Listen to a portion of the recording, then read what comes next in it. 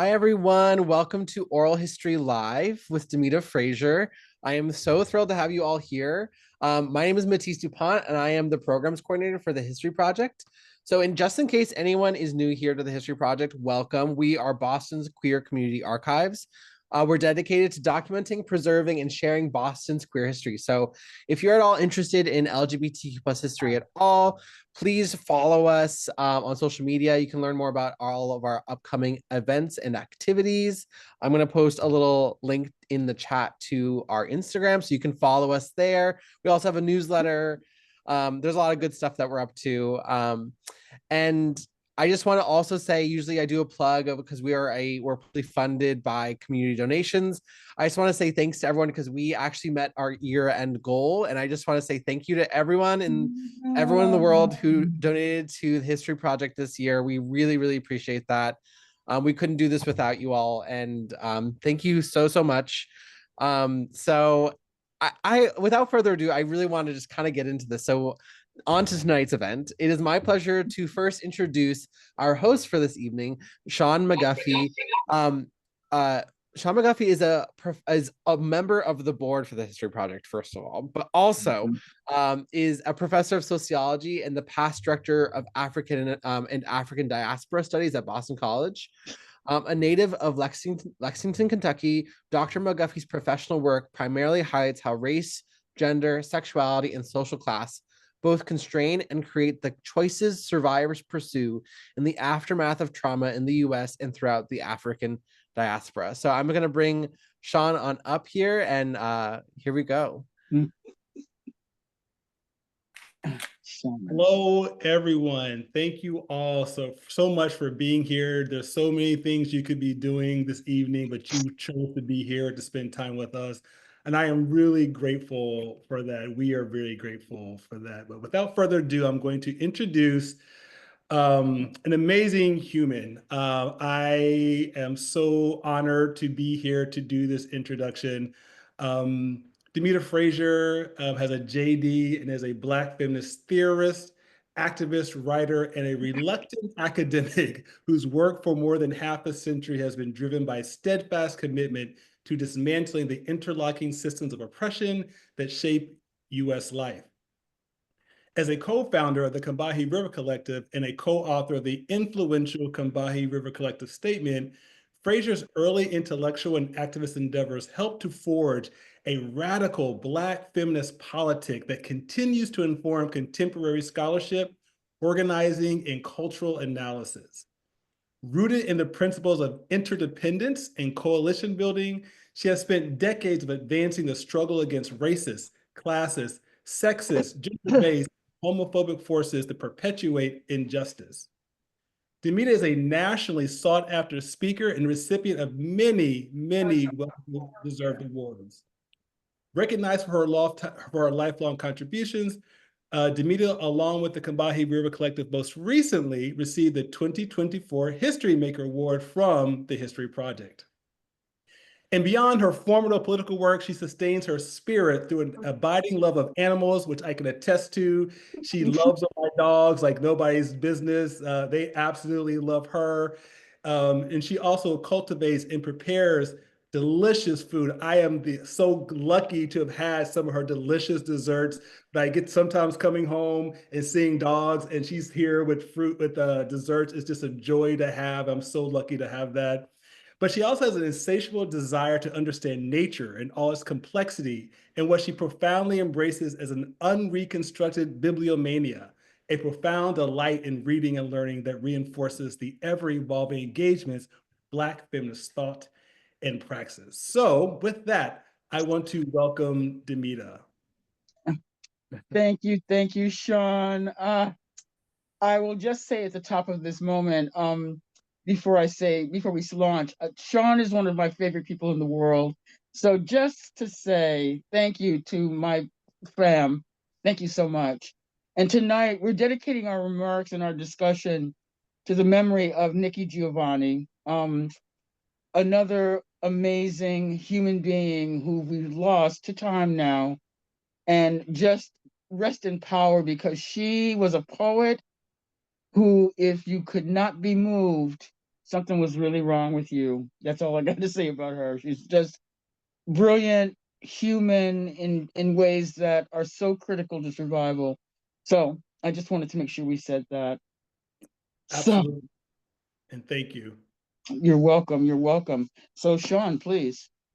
All right. So for the first question I have is for those who don't know, because there's one thing I love about, and I saw on the people who are coming here, there's a lot of different people and different types of people that are here, and they span, generations.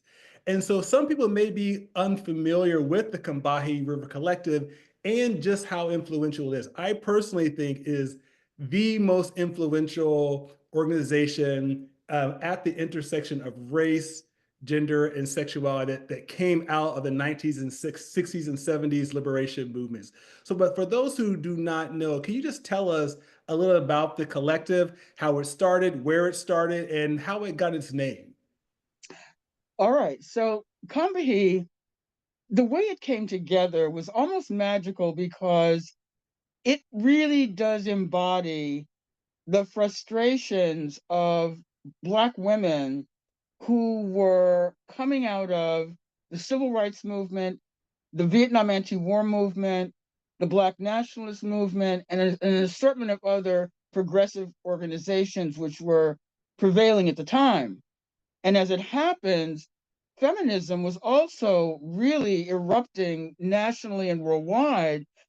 But one of the things that was missing was a perspective that included the experiences of Black and Brown women. And so when Barbara Smith, Beverly Smith, and myself got the phone call from the inimitable, now passed Margaret Sloan, who told us that she had started an organization in New York called the National Black Feminist Organization. And she put a call into the three of us not knowing one another. Barbara and Beverly, obviously, as twins, they knew each other, but we did not know one another. And when we all got together, I'll never forget this, in Barbara Smith's living room, it was a moment of recognition of what it meant to have to go beyond the organizations that we were a part of because of patriarchy, because of sexism, because of racism, in order to find a way to create a venue for our voices. And that's how we came together, is through NBFO. After we had been meeting for a while, it was clear that we also were very interested in having a class-based analysis. Racial capitalism was a feature of our analysis of what it meant to be Black in America. And it was clear that we were going to be splitting off from NBFO because that was an important perspective. Taking the socialist position was important for us. And so in June of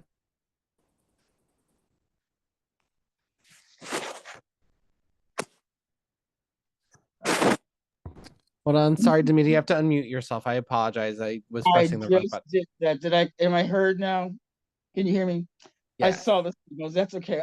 Well, too bad we can't feed that back, but that's okay. The thing is, when in June of 75, I'm sorry, in June of 75, when we said we were splitting off, as it turns out, Barbara Smith had been doing some reading on Harriet Tubman and had found that Harriet Tubman led a battle. It was a combination of things, but it was both a battle and part of the ongoing escape from the South by enslaved people at the Combahee River, which is a place in, I'm going to say it was in the Carolinas, and don't hold me to whether it's north or south. And it freed something like 86 enslaved people and involved a battle involving quite a few more. And we took our name from that event. So we became the Combahee River Collective, thanks to Barbara's historical spelunking. And when we were meeting, one of the things that was clear to us is that we wanted to be able to articulate what our politics were. And as it happens, Zila Eisenstein was putting together a book which has become Legion, Socialist Feminism, and asked us if we would be willing to submit something for the book. And of course, Barbara being the writer that she is, and all of us being, the working class intellectuals that we were, we said, yes, we're going to do this. And so we began talking, sorting, drafting the statement. And one of the things that occurred, I will not tell the sordid story of how this all came out, but I got confronted by a drunken white man on Dorchester Avenue who yelled across the street. I'm going to go ahead and tell the story. He yelled across the street. I was on my way to my job at the Youth Activities Commission, and he yelled across the street, "Hey, black pussy, you want to suck my dick?" I'm not joking. This was a moment, everything froze on the street. And he was obviously drunk out of his mind. But as always, I was able to glean something from what he was saying.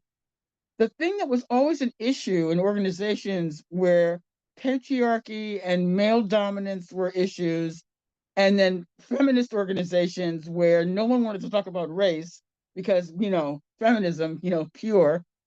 There we were at the intersection of race and gender, and that at that intersection there was a dynamism and a possibility that we wanted to I would love to leverage. So I raised it in our meeting, which we had, I think it was like 2 days later. And the whole notion of intersectionality, which is now what the term is coined, but that notion of being at the intersection of life and noticing the dynamics that happen at the intersections of oppression, power, etc., became central to our analysis. So that's where that came from. And then we just took off, wrote the statement, and continued to do our work in Boston, which was being part of coalition building around issues that related to confronting the ongoing issues that we had in Boston at the time, which are the national ones: reproductive rights, anti-racism work, dealing with issues of domestic violence, etc. And then also, most importantly, we were running not focus groups, I'm sorry.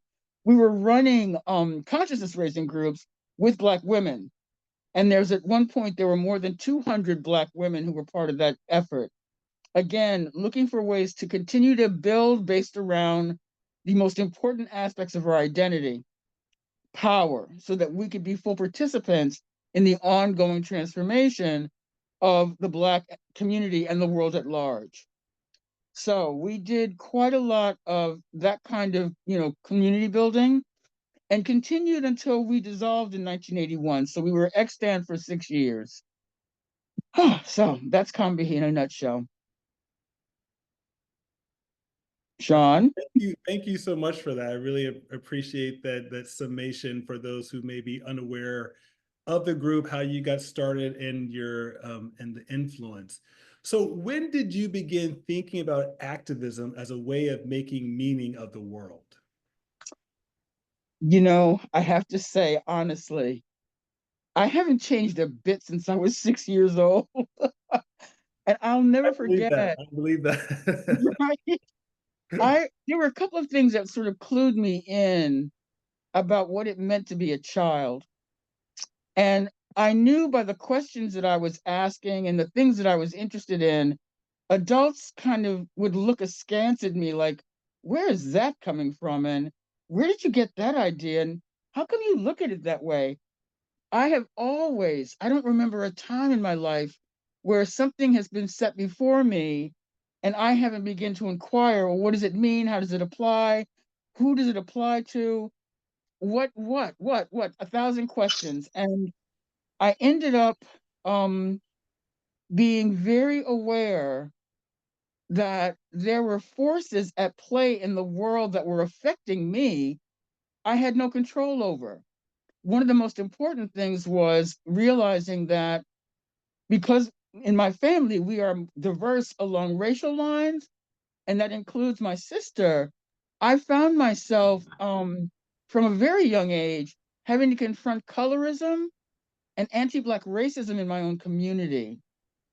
And I was probably 7 when I first really realized that this was an issue that was deeply troubling, unfair, and it made me ask even more questions like, why is this? Where did this come from? Etc. So I also had the luck of having a couple of interesting teachers who encouraged that inquiry in me and let me know that even though people thought I was a little odd and like they were, why is this child asking these questions? I had a very important teacher tell me that her most important gift to me was going to be teaching me critical thinking skills. And that also set me on the path towards thinking about all kinds of things. Also, I grew up in the context of being born in the 1950s. My parents were, for all intents and purposes, classic race people, believing deeply in Black identity, themselves as Black people. And because they were both really very interested in Black musics, including jazz, exposing me and my sister from a very young age to all kinds of Black jazz musics. And the reason that's important is because so much about jazz music is about things that are asymmetrical. Things are not straightforward. They were very interested in Thelonious Monk when he came on the scene because he created complexity. You had to sit and listen over and over to his music to Yes, really understand what was going on. John yes, Coltrane, the same way. I could go on.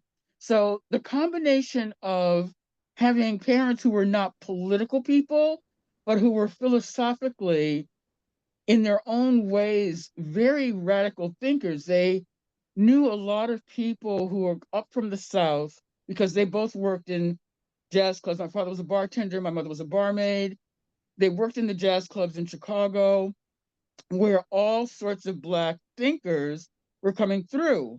And one of the things I always think is amazing is that Dick Gregory told my mother he was going to be my godfather because he really thought I was like pretty spicy as a little kid.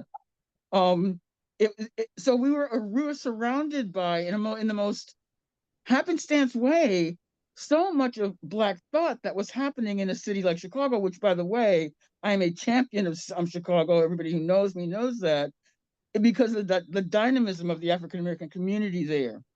So I ended up being encouraged by my mother in the most quiet ways to continue asking difficult questions.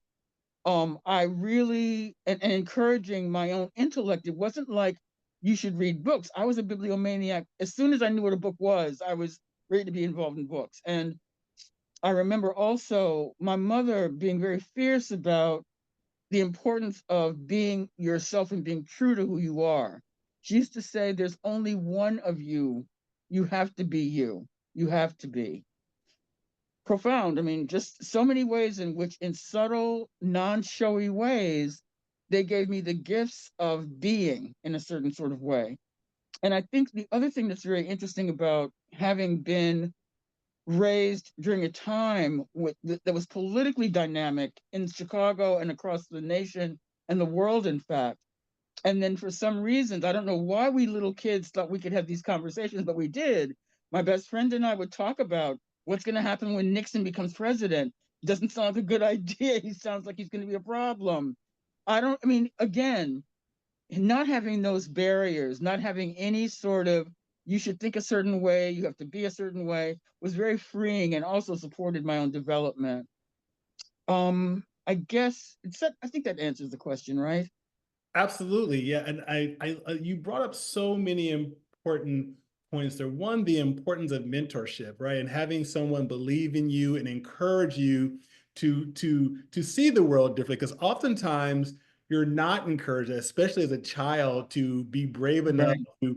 to see the world differently and to articulate. So it's beautiful that you had this space. And I also love the part where the club, right, because a space of intellectual thought. And it kind of reminds me of, the theories of Black placemaking. Like, we find ourselves in places that bring different types of Black folk together, and Yes, these places, magic can happen, right? People who absolutely. normally would not come together, because when you go to the club, you're going to have people from church who are there, right? You're going to have people from the streets who are there. You're going to have Right. the jazz musicians. And so this type of Black placemaking, where different types of Black folk who've had different Black experiences can come together and create something quite beautiful. So I really appreciate that. And even the way you use jazz as a way to explain that is just, it's wonderful. So I really appreciate all that you said and how you like wrap that together. Um, Mm. So, what role did coming out play in shaping your politics? Because you came out in a time that's very, very different from now. You came out at a time where it was, much more dangerous, to come out, especially within the context of a very tumultuous political environment. But how did coming out and how did your sexuality shape a lot of your politics and how you saw the world? Well, see, this is also really interesting because I suspect once you hear this part of the story, you'll say, oh, so I had my first crushes as a 7-year-old on two people. First of all, Ralph, the brother of my friend Carol, who actually said to me, I don't know, he said to me, what happened to you? And I said, what do you mean? He goes, well, your sister's so different looking than you. What happened to you? My sister is half white. And so he was referring to, like, you're not half white, so what's going on? And I was the whole time looking at him and thinking, he's really cute. So, okay, let's move along. And I was like, yeah, I don't know. Ralph, talk to my sister. I can't explain that to you. His sister Carol rode up on her bike. We were new to the neighborhood. She rode up on her bike and we immediately plunged into this conversation. And I'm looking at her the whole time and going, oh, you're really cute. Instant crush. Nothing like intellectual stimulation to just send you. And I realized at that point that I liked girls and boys. And I was 7. And I wasn't concerned in the least about it because, as it turns out, my mother later told me, oh, your father, when he came back from the army, he had all these women friends. And we used to go out with them. And then I realized they're all with one another. And it was said in this wondrous way, like, isn't that amazing? And I was like, yeah, that's pretty amazing. So I took it in, find out much later that, in fact, the clubs that my mother and father worked in, of which there is only one left in Chicago, were the clubs that were drag clubs in the 30s and the 40s and began to switch over in the 40s and the 50s to straight up after hours clubs for jazz musicians. So whether it was the Queen's Mansion or the other more famous club, they were um, they were in a particular time where not only was there this kind of interesting fluidity going on with parts of the gay community and then musicians and and then of course race integration because Chicago brought together all these people from all over the world. It was an environment that on reflection, Shawn, I'm like, oh, I never had that issue of I should be ashamed, I should be like cut off. No, you shouldn't be that. And that constant message of you can be you. You're the only one that can be who you are. The gifts that you don't even realize you're getting, right? And so from the time I was very young, I also knew that I was not interested in sharing a lot about myself. I held myself really quiet inside because I hated static. Anybody who wanted to give me a hard time about anything, I was not for that. I liked the privacy that with which I kept myself because I was able to grow quietly. Mm, By the time I came out, because coming out is a whole process, I yes. remember distinctly, again, contravening the norms. I remember the day that I decided, yeah, I'm just going to be a lesbian because I did a flow chart, men on the inside, women on the other. I started doing math, and I'm like, the math was not mathing. Let's just say it this way, and men was. So that when people later say to me, I didn't choose, I was born this way, I would say, well, I chose. And they're like, but how could you stand being, why would you choose to be outside of blah, blah, blah? And I'm like, outside of what? Do you really, in fact, think that these communities that want to reject you are places where you want to be? Do you Mm, really want to be in a mm. constant engagement with people who want to treat you as if you're not quite human? So it was a no-brainer for me. I was like, no, I'm going to do this. It's going to be better. At least I thought so at the time. So yeah, no, I was so aware also of one more thing. my mother would always say and remark about, especially Black women on television, isn't she beautiful? Look at how she's wearing that dress. My mother was an Amazon in so many ways, and she, without the politics and the political cant behind it, she really, the Black women in her life and her really had their own magic going on. They were barmaids, working in some out of the way places, doing some out of the way things from Louisiana, Arkansas, Alabama, Mississippi. And they missed the South that they didn't have in the South. The things that they couldn't have in the South, they found in Chicago. And Mm. one of the most important things was this camaraderie around not being fitting a mold and being sort of on the edge of things. So these are the same women whose aunties and grandmas were running the juke joints in the South. The spurned women, the difficult women, the women who were like disobedient. And disobedient should be my middle name because, I'm just ungovernable. So, you know, it just was amazing to really, in reflecting, thinking about what went into making my life possible the way that it was. And never, ever, ever, except with younger people in my family, have I had to deal with homophobia. When I came out to my mother, we had dinner together, and I said, I got to talk to you about something. And she said, I'll make dinner. She made some dinner for us. And after I said, I just want to tell you, I'm a lesbian. She goes, your aunt so and so is too. And then she started spilling the tea about all the other people in the family. So it was with this kind of just, wow. I think about that. And she was not perfect in it because she had those moments when she realized how it set us apart, continued to make us outsiders in our own community. She's a human being, but never, ever, ever, you should be ashamed. You shouldn't do this. This is bad. Never, not a moment. You, Lucky.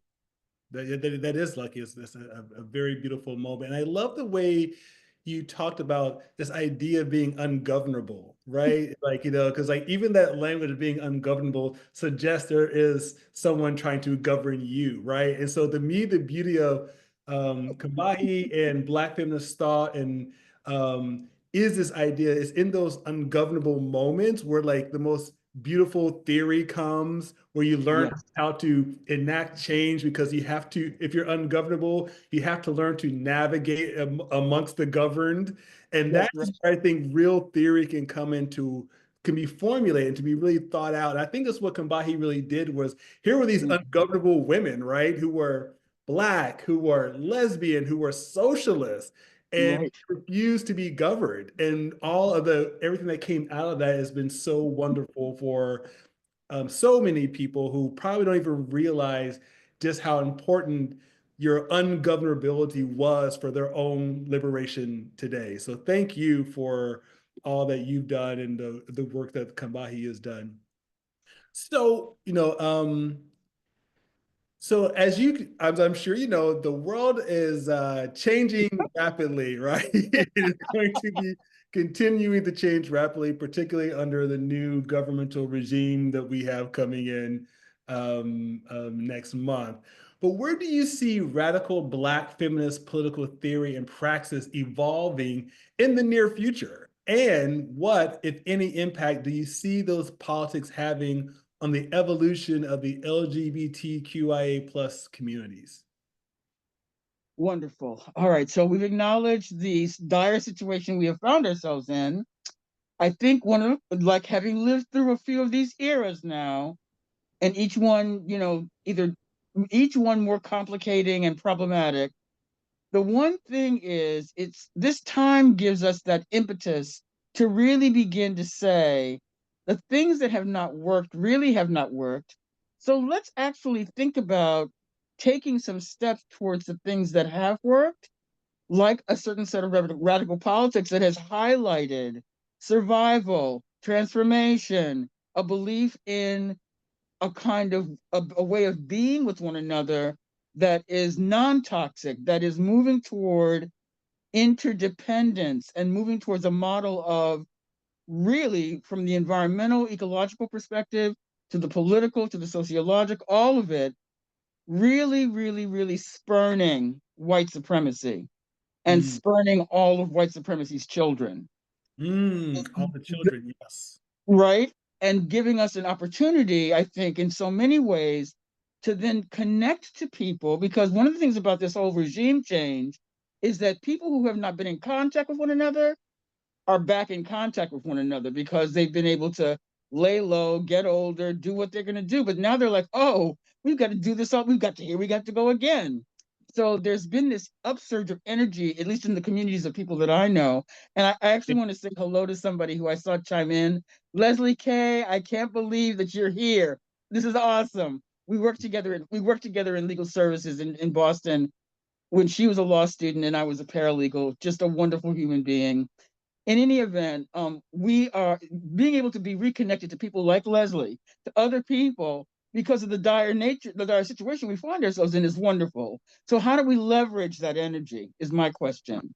What do we do? And so some of it has to do with going back and realizing the ongoing educational imperative of confronting structural racism, confronting anti-Blackness, doing the hard work that America has never really done as a polity, because that's how we got to where we are. And then who's going to be promoting this notion? Just providing the energy, the educational wherewithal. And I feel like one of the things about Black feminism, as we said in the statement, which is if Black women are free, and I want to also rephrase this and say, we can add Indigenous women of everywhere. If we are free, everyone's going to be good to go. So to the notion that we have to pay attention to, something we don't pay attention to often enough, which is poor people, poor women in particular. Somehow poverty has been erased from the political dialogue of so many groups, and I include Black feminist organizations. I was just with a group of Black feminists. Wonderful opportunity. We had a tremendously wonderful time. One of the things I left them with in my keynote is to say, and I need folks like yourselves to really understand you cannot have a radical Black feminist politics without an analysis of racial economy and racial capitalism. Yes. And that means really realizing how your organizations have, for whatever reason, not articulated a politic that included an analysis of those things. I feel like the one thing about the LGBTQIA community, and I just had the opportunity to speak about this not too long ago, a few days ago. I really was naive as a young person, like so many people, in thinking that one of the things that we would definitely be focusing on as the queer community would be looking at the oppression that's within us, the repressive behaviors, the racism that's within our communities, and seeing that that had to be taken care of if we were going to articulate a politics that was meaningful. And I can safely say we have not really done that work. It has not been done. We are still not doing it. When I think about the fact that I still hear people saying things that make my hair uncurl, I'm like, no, we are not, just simply because we have crossed the Rubicon of gender identity, sexuality, important work. We'll never say it's not. But as we don't turn toward looking at the deeper issues, which are also profound and affecting us as they relate to structural racism and the myth of white supremacy, not only do we miss an opportunity to grow in our capacity to be connected to one another in meaningful ways, it truly does mean that I think we rely on some of what I consider now a trope. Same-sex marriage, right? That's the thing. That was the thing. And I'm like, yes, that means that you'll get the wedding presents and you will have the opportunity to have the wedding, just like your Aunt Joan and your Uncle Bill. But the thing is, that's just one stop on the way. And it's not even, I mean, again, I remember early on, people saying, yeah, well, that means that I can marry my best friend. We're not even sexual together. We'll have a civil marriage between us and I can protect her insurance and she can protect my kids. We didn't even bother going far with taking how twisted that could become in a delightful way. So there's a way in which our communities feel like we can rest on the notion that we are, my friend, we came up with a young person came up with this new word, which I'm in love with right now, queerdos. We're all like, oh my goodness, you're just a genius. Yeah. We think, though, that sometimes just by flying the flag of our determined will to be sexual adventurers and to be radical in that way, that's where it can stop and end. And it's not.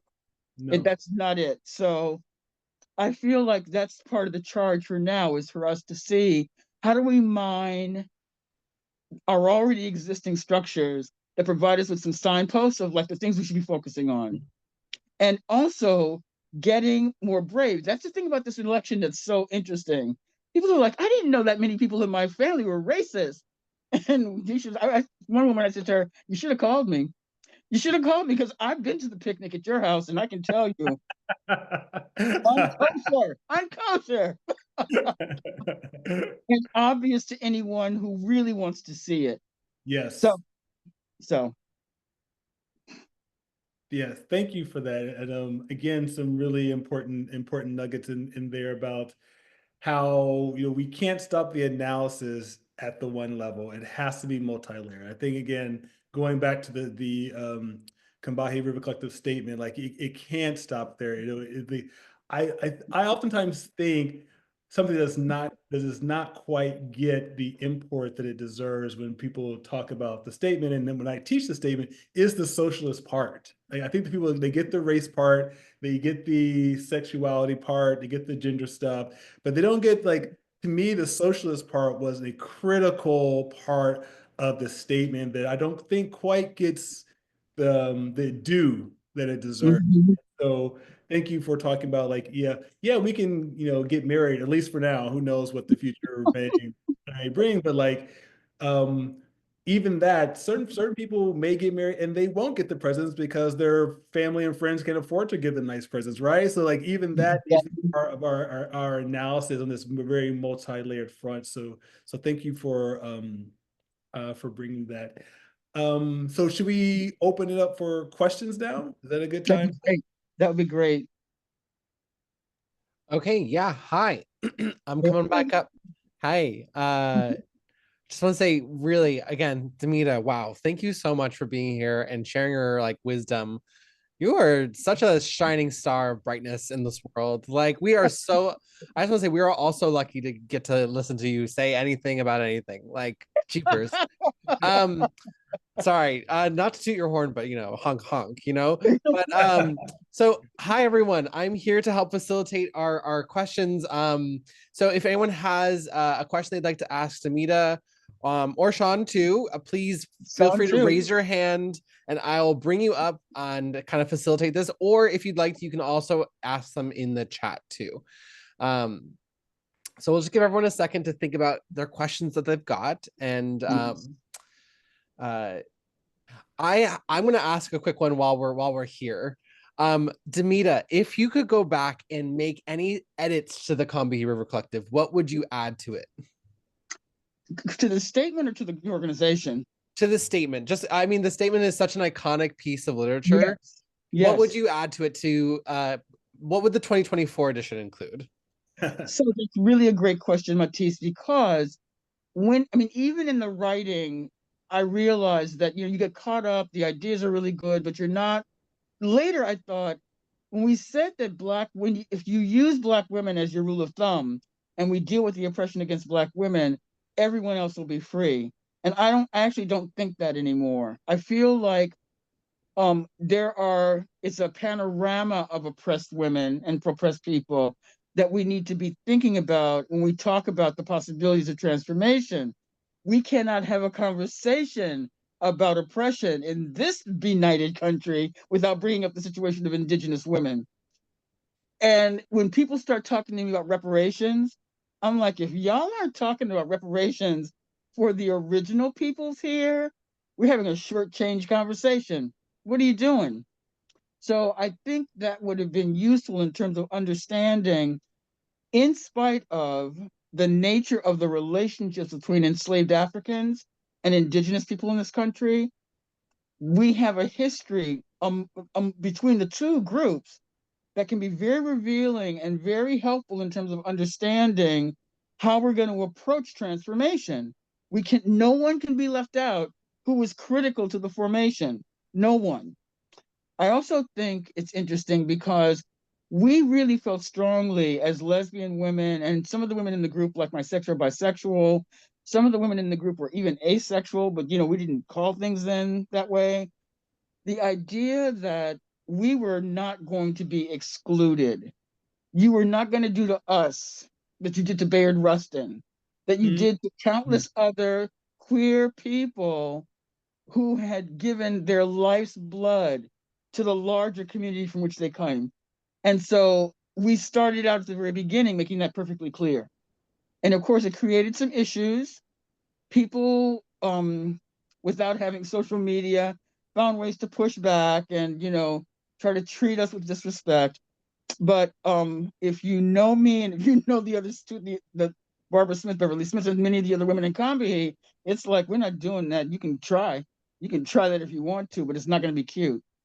So I think it's really what's on the future, what I see in the future is, especially as I'm working with young women now, working with so many young women and activists, is redefining for them what radical thinking is about, what radical analysis is about. And so many people have been, I think, restrained about putting out that sort of radical perspective.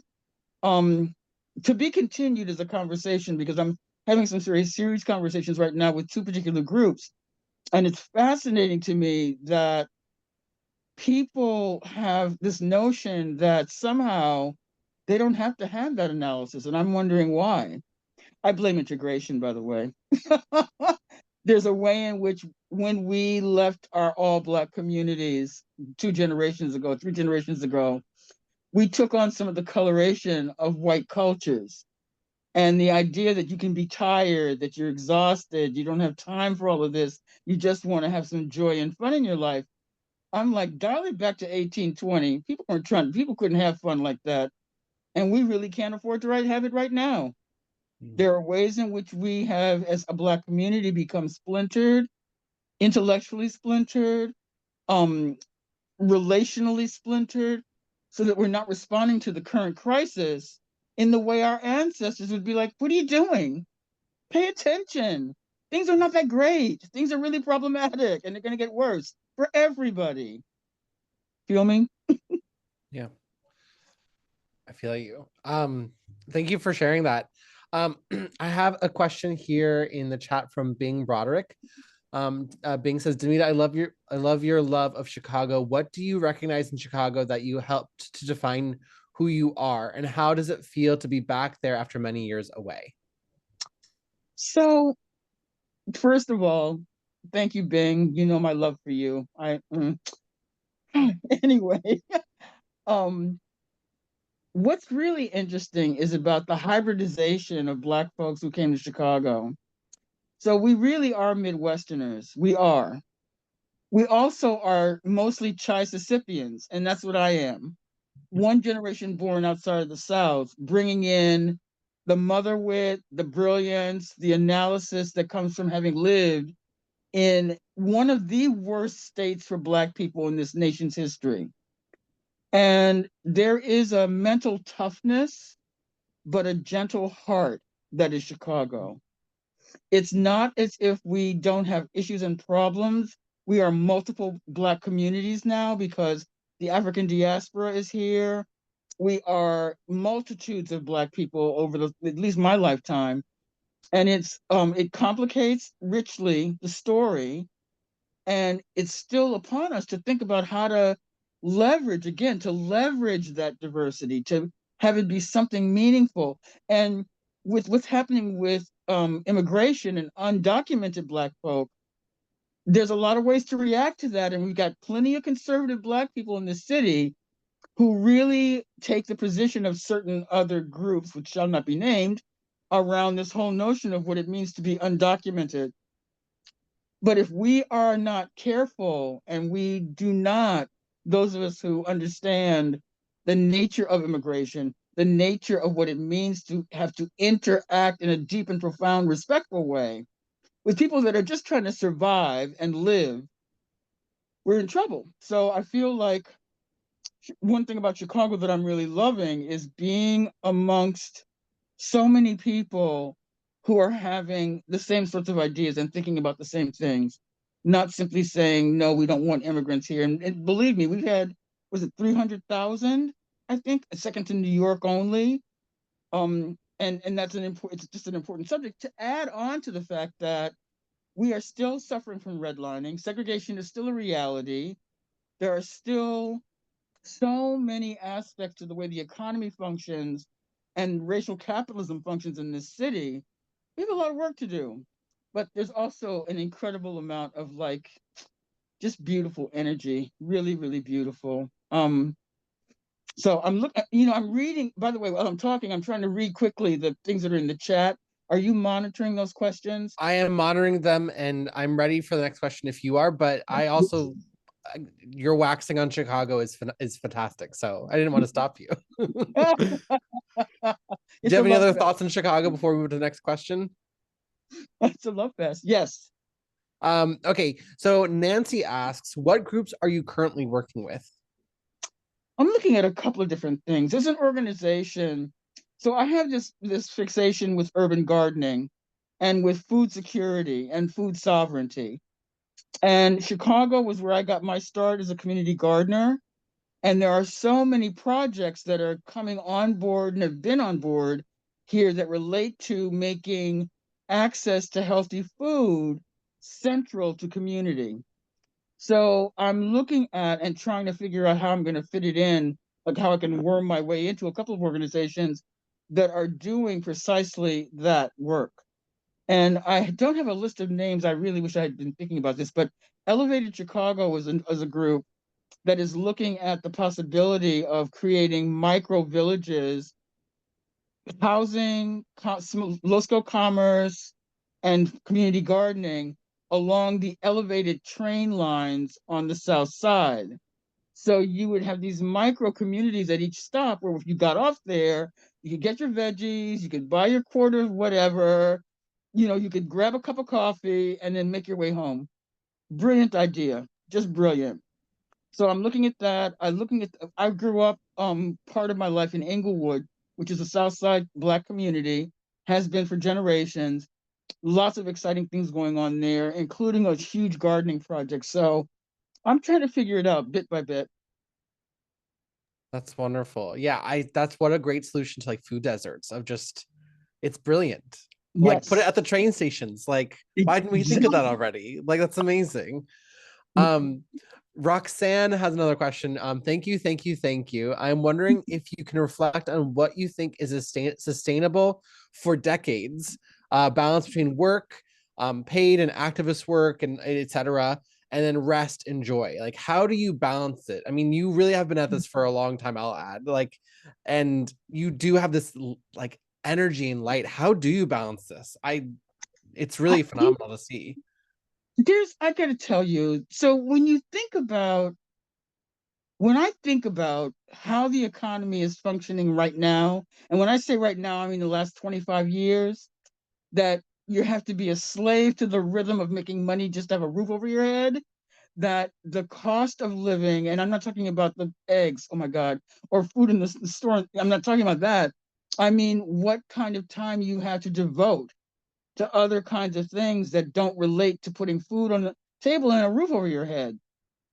So there is an economic dimension to the scarceness of time.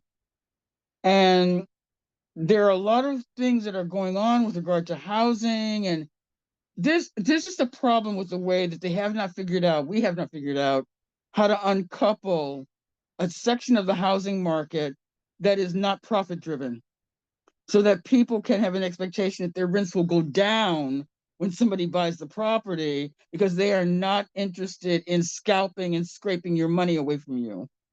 I think the challenge, and I say this as somebody who has been in this for a long time, I take my learning and understanding from my mother and my grandmother and all the people who were in that life then. They were like serious. They worked hard, and they played not as hard because they lived a little bit longer, but it was insisted that you eat good food.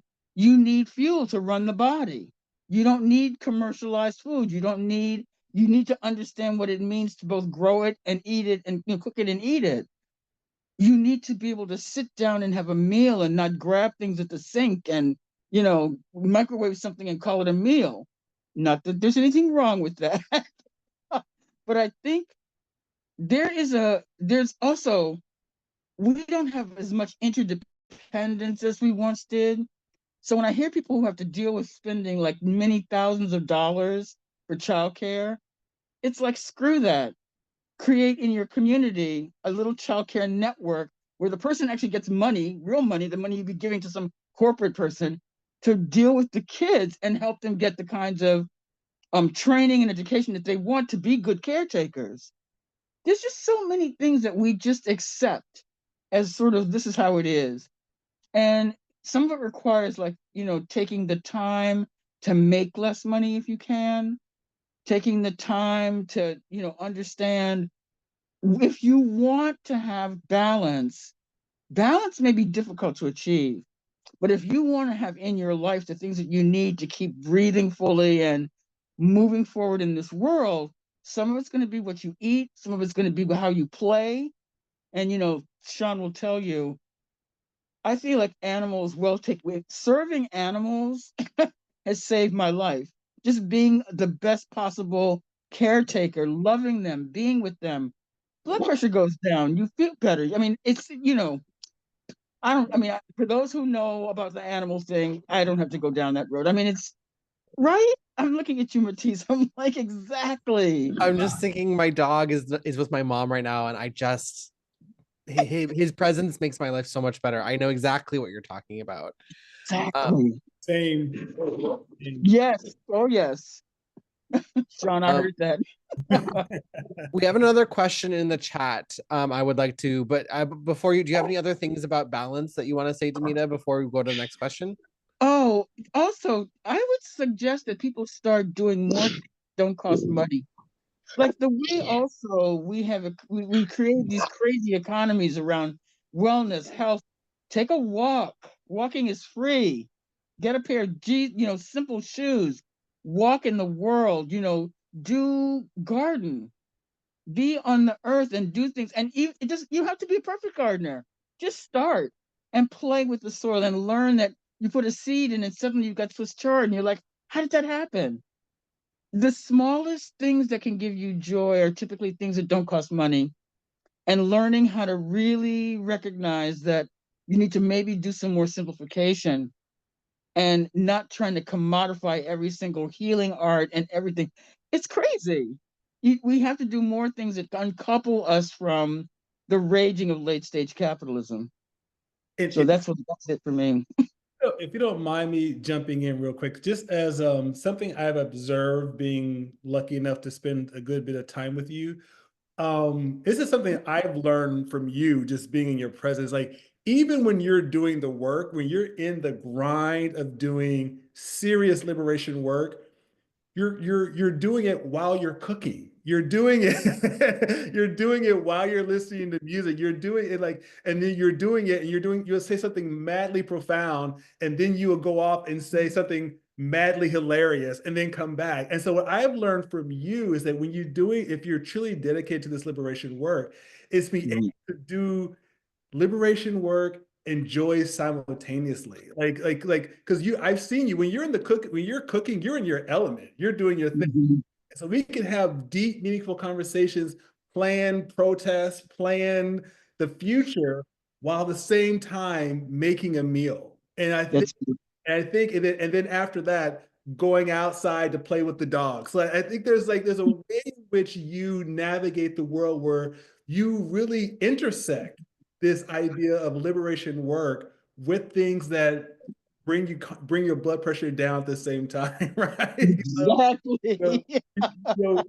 We get really built up because the world is doing what the world is doing, but then we're like, oh, doesn't this taste good? It's like and that back and forth, I find it helps me find balance. And I've learned that for you. So oftentimes when I'm in the midst of doing, my version of liberation work, I am cooking. I am thinking about I am listening to music. I am doing these things simultaneously because, like, otherwise, I think my blood pressure would go up too high. And so, for me, that's what I've learned from you as far as that balance. So, thank you. You're so welcome. I never think about it. I never thought about it. So this is a wonderful gift. Thank you, Shawn. I'm making gumbo soon. Oh, great. Oh, dang. I will I fly love to gum. for that gumbo. I think we probably have time for one last question. We've got one from Holly here. Oh, Holly asks, just because I think we were talking about this before we even started the live too. Holly asks, the intergenerational nature of this event warms my queer heart. Can all of you share your thoughts on fostering intergenerational dialogue and work in the queer community? Or Brenna, sort of below this, is sort of talking about LGBTQ plus more broadly. Yeah, tell us more about what do you think about fostering intergenerational community? Well, I'm just going to launch and say I'm part of an intergenerational group right now that was a gift from the divine goddess, because the people in this group are amazing to a person from ages 17, 18 to up to 84, of every Black, white, Asian combinations, talking about and listening to one another. Everyone responds to the same prompts, but from their perspective where they stand. And it's just an incredibly enriching experience, which is going to lead to an art project that's put on at the very end of it that's collaborative. So it is relationship building, the skill building around building relationships across age and gender expression. It is just incredible. And it's a project of the Art Institute of Chicago, the University of Chicago, and University of Illinois at Chicago Circle. Phenomenal. It's just phenomenal. And the thing is, it's a great model for the kinds of interactions that we can have that build the kind of communities we need to move on to the next stage of what it means to be part of creating a viable intergenerational movement. So much of the respect that the younger people are showing those of us who are older, and the tremendous respect that the olders are getting to show to the younger. So it's wonderful, and it's totally possible.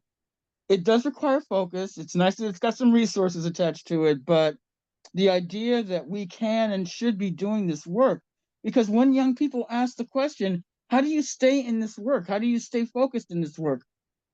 The environmental situations are different and they differ over time, but the intention to do so can drive it, irrespective of the complications of the economy, etc. So we're stopping. We're year 6. I'm part of this. I'm just part of this year 6 group. They're doing the analysis of data, et cetera, et cetera. So we're taking the year off. But I think there's going to be something that comes out of it that's a real primer for how we can do this work and make it meaningful. Oh, I love that. I love that art is at the core of it too. That makes me so happy as like an art lover. Yes. I just want to just be mindful of the time of the event. I just want to say thank you so much for Shawn. Thank you so much for facilitating this. It looked like you were about to say something. Did you have anything else to add, Shawn?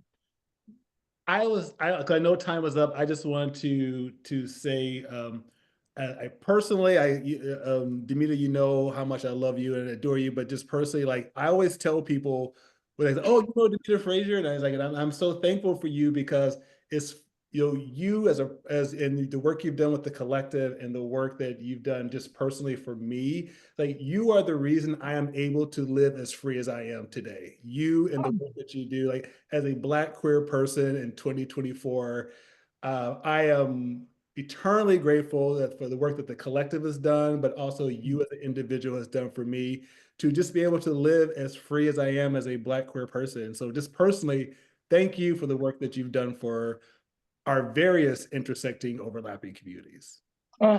Thank you. Thank you, Shawn. And the love is right back at you completely. Oh Well, gosh. thank you both so much. You're both so wonderful and just thank you so much for your time and your energy and all the work that you've been doing in the world. And just thanks from the bottom of the hearts of me and the History Project. We really appreciate this. And thank you for everyone who is here listening. Yes. Yeah, I really, truly thank you so much. Okay, I'm going to stop the recording. All right, bye.